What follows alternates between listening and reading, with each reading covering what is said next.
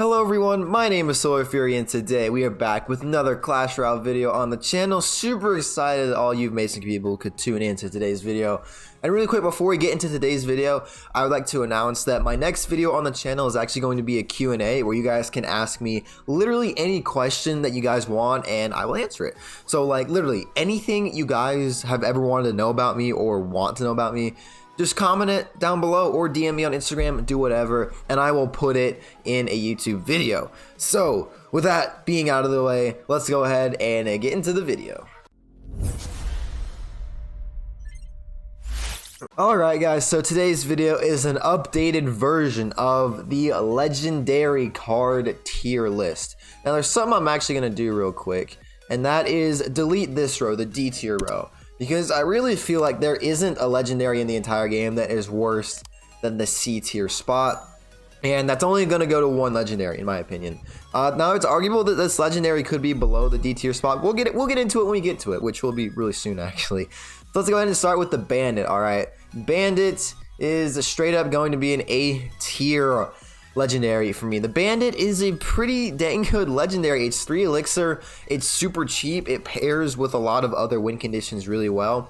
Now in previous videos I mentioned that the Bandit can be a solid win condition of its own, but you know, people are clapping back at me like, oh, do you even know what a win condition is? And while I admit the Bandit isn't really that good of a main win condition, but it is a pretty dang good secondary win condition in a lot of bridge spam decks paired with like a Ram Rider or a Battle Ram or something like that. And the Bandit's really solid for 3 elixir, does a lot of damage, and it moves really fast, and really you can't go wrong with it. It goes in the A tier. Now here is our only legendary that is going to be going into the C tier, and that is the Fisherman. So the Fisherman, oh how the mighty have fallen. If this video were made like 2 months ago, Fisherman would be in the S tier because the Fisherman was like one of the best cards in the entire game. If you guys remember, it had that really long tower range where it could like pull a Hog Rider like all the way over there and like activate the King Tower, and it was like a super good card. Well, not anymore. Fisherman kind of sucks. It has like only a 2% usage rate and a very low win rate, so it belongs at the C tier. Next up we have good old Graveyard. Graveyard's one of the OGs, you know. Alright, so Graveyard is going to go in the A tier along with the Bandit because the Graveyard is a freaking good win condition. It can be inconsistent at sometimes because the skeleton spawns are a lot of RNG based. You know, the skeletons don't have a set spawn point. They spawn in many different locations. But most Graveyard users, they're really good what the heck they do because most Graveyard users play like Splash Yard. And Splash Yard players are normally good, and if you know how to play Splash Yard good, then you can play Graveyard good, and Graveyard, it works really well, and it belongs in the A tier for a reason.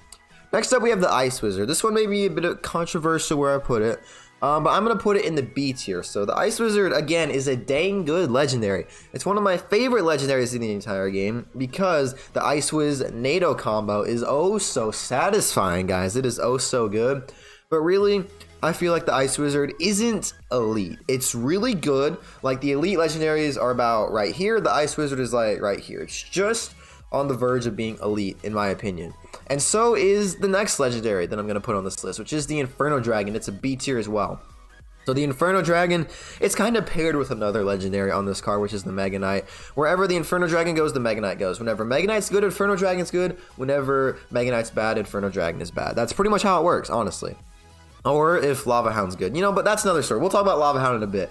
But the Inferno Dragon is pretty good for 4 elixir. It can DPS down tanks really well. It's basically a mobile Inferno Tower that does things just a little bit slower, and it can work really well. It's a really good defensive card. It just has a lot of weaknesses, such as being able to be reset by cards like Electro Dragon, Electro Wizard, and Zap. And since all 3 of those cards are doing really well in the meta, Inferno Dragon has taken a bit of a hit, but Inferno Dragon is still a pretty good legendary. Like literally all these legendaries are good, just some are better than others. Next up we have the Lava Hound. Since the Executioner has been fixed, the Lava Hound has been fixed as well. And the Lava Hound belongs in the A tier. I just hit my hand on my table. If you guys are wondering what that was, I'm sorry. But Lava Hound belongs in the A tier again. Literally, once the Executioner got fixed, it fixed the Lava Hound. Like, Lava Hound was suffering so much because of the Executioner. It had like a 2% usage rate and a really low win rate, but now the Lava Hound has shot back up to like 7 or 8% usage rate and a pretty high win rate of above 50%, I believe.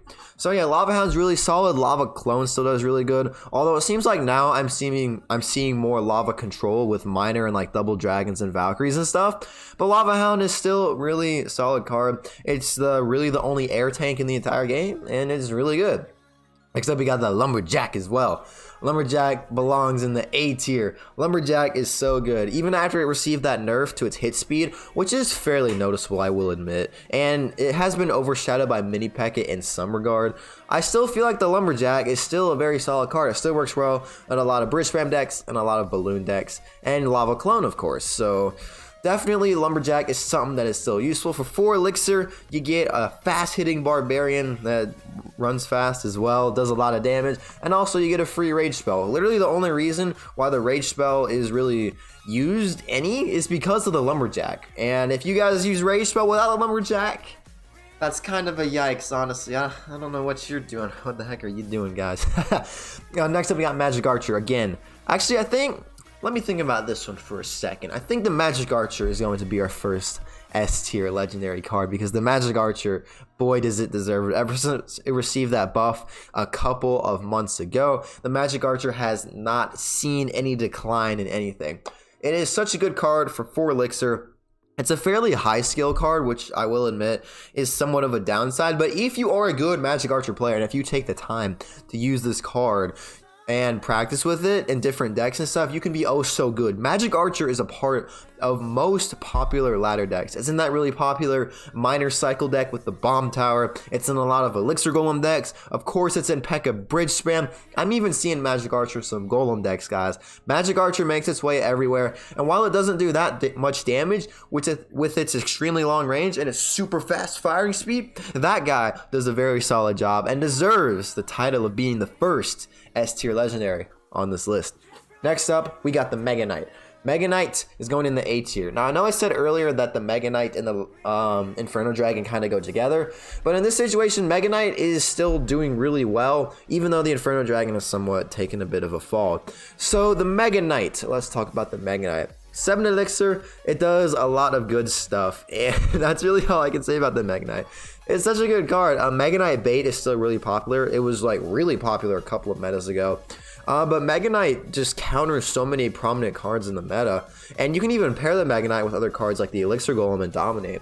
Like have the Elixir Golem be like your main offensive take, and then play defense with a Mega Knight. And Mega Knight it's so good, it's so versatile. You can play it in a lot of different situations, which is really, really nice.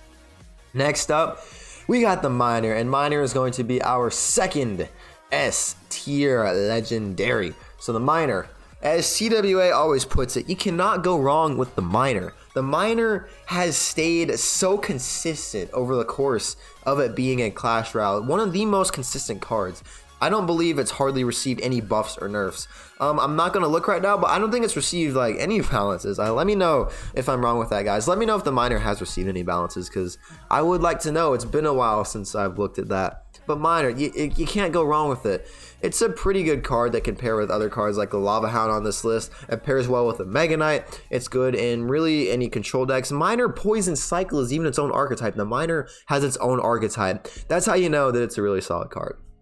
Next up, we have my favorite card in all of Clash Royale. I'm hitting my desk because I love this card, guys. You guys know it. And this is the Night Witch. Night Witch is utterly dominant inside of the game. It is so good. I believe it has like around a 30% usage rate, close to like a 55% win rate. Night Witch is dominant. Ever since it got that buff to where it does 4 death baths instead of 2, Night Witch has been popping off, and it has not slowed down. Even with the introduction of the Battle Healer, I feel like the Night Witch has even started to increase even more, because the Night Witch is one of the few cards that can hard counter the Battle Healer for like a neutral elixir trade. So the Night Witch definitely deserves to be in the S tier. Synergizes so well with so many other cards like the Elixir Golem and the regular Golem, and is oh so beautiful. Next up, we got the Princess. Now this one may be a bit controversial where I put this girl, but she goes in the B tier. All right. The Princess is a good card, as all of these cards are, except for maybe the Fisherman.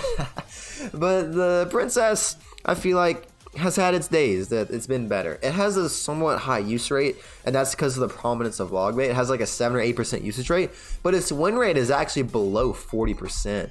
And why that is, it's because so many things counter the princess. We have this guy right here. We have Barbarian Barrel, which is doing really well. Really, there's a lot of things that counter the princess, and it's just not doing that well right now. Princess, I can't really say much about it. It's just not doing that well. I mean, the usage rates are there, but the win rates aren't there. Next up, we got the Ram Rider, which this one's tough. I'm debating between this one.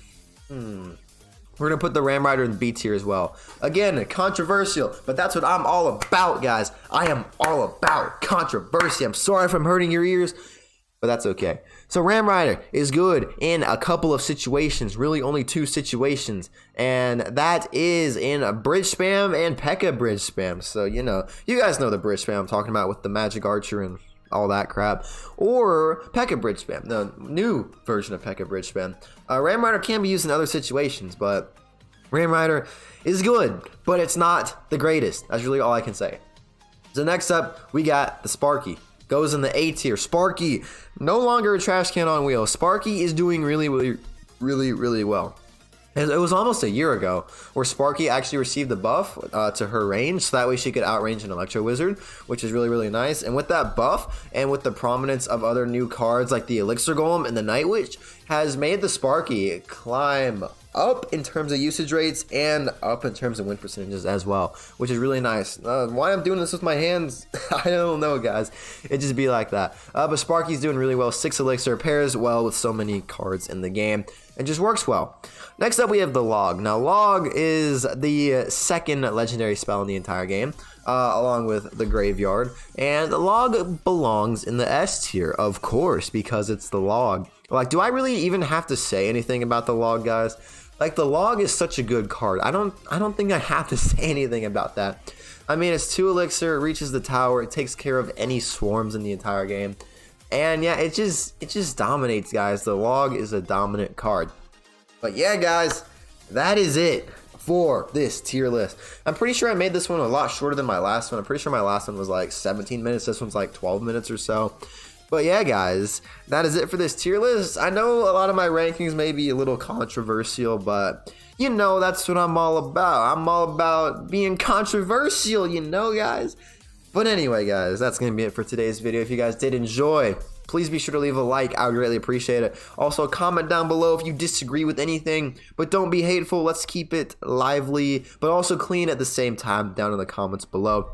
Also, don't forget to comment if you have any questions for me for a Q&A, because, you know, that is going to be my next video, and, you know, if you want to know anything about me, this is your chance, so do it.